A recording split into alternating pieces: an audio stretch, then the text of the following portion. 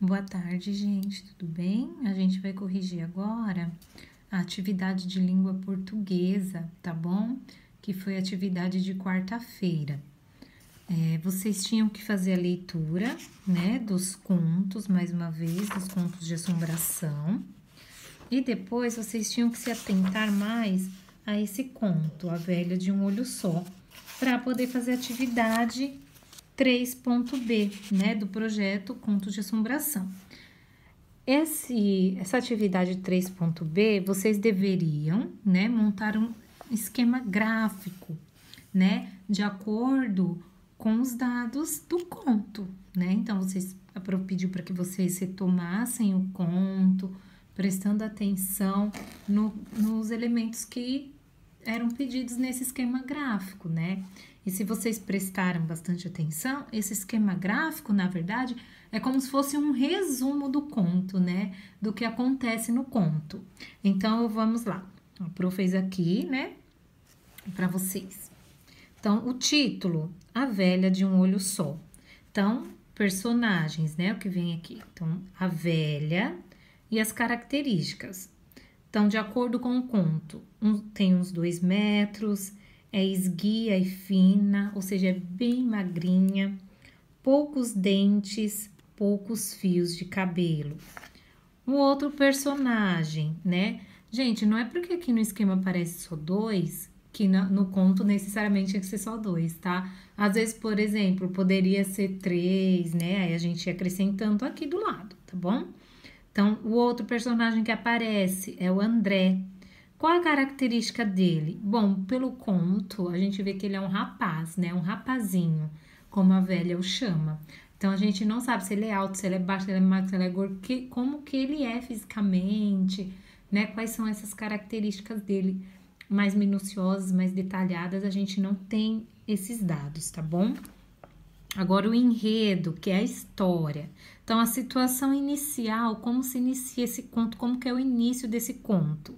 Então, no início, a situação inicial é o André, né? O André, ele está no quarto com a velha, tá? Então, essa situação inicial é André, né? Ele fala como a velha é, né? Ele é o narrador da história, né? Do conto. Então, ele fala um pouquinho, ó, tá vendo? A aparição é a velha, né? Deve ter uns 2 metros de altura. Então, ele vai falando para o leitor como que é a velha, ele vai situando o leitor na história, no conto, vai contextualizando pra gente, tá? E aí, ele vai falando como que ela é. Então, essa situação inicial, ele está no quarto com a velha. Aí, depois vem o conflito. Conflito é qual que é o problema, o que precisa ser resolvido naquele conto. Então, o conflito é o André conseguir sair daquela casa, né? É ele se livrar ali da velha e conseguir sair daquele local, daquele quarto, daquela casa. Aí o clímax, que é aquele momento de maior tensão da história, né? Aquele momento crucial.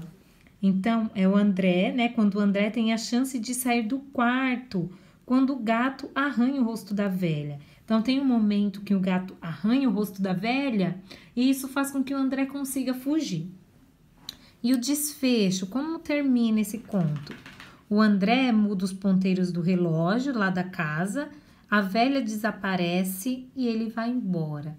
Ou seja, ele descobre que se o ponteiro não estiver marcando meia-noite, a velha não aparece, né? Então, ele muda os ponteiros do relógio e a velha desaparece. O tempo, ou seja, quando que acontece, quando que está acontecendo? Está acontecendo na madrugada. Ele coloca lá, né, 3h15, né, 3h05. O espaço, que é onde acontece. Então, está acontecendo num cômodo de uma residência, né? Então, toda essa trama, tudo está acontecendo dentro de um quarto. Quando a velha fala com ele, quando ele vê lá o rosto dos outros meninos, todo esse contato com a velha, com a aparição, acontece dentro de um quarto. Somente depois, né, que ele consegue sair da casa, tá bom? Um beijo.